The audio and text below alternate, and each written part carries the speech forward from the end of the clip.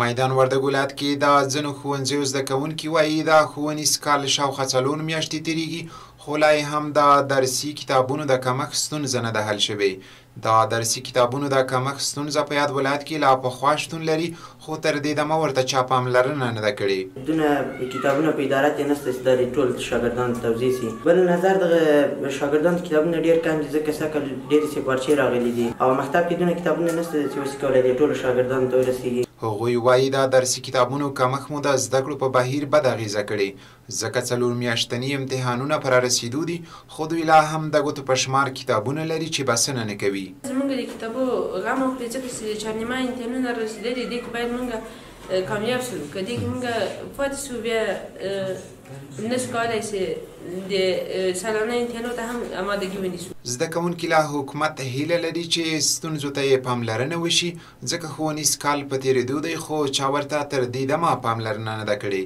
یو کتاب لرو چې 15 نفره په هغه باندې درس وي او د کتابو کمبود هم د میوزیک کمبود هم زیات دی.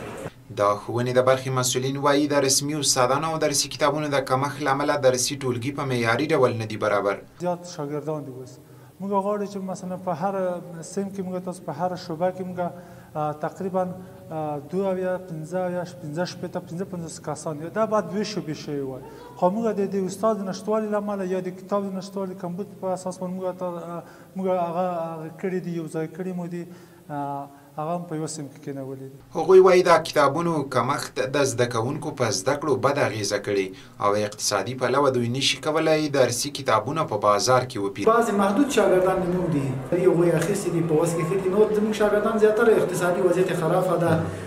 نوټ موږ ورته زیاتره شاګردانو ته که د نوټ له لحاظه وایو، یو مضمون کې به دوی نوټ ونیسي، 2 کې به ونیسي، نو دا تقریبا 17 مضامین د دوی نوټ. د ولایت د پوهنې برخې مسؤلین وایي د کتابونو کمښت ستونزه د هېواد په کچه شتون لري، خو اړونده وزارت د دې ستونزې د حل ډاډ ورکړی چې ژر به حل کیږي.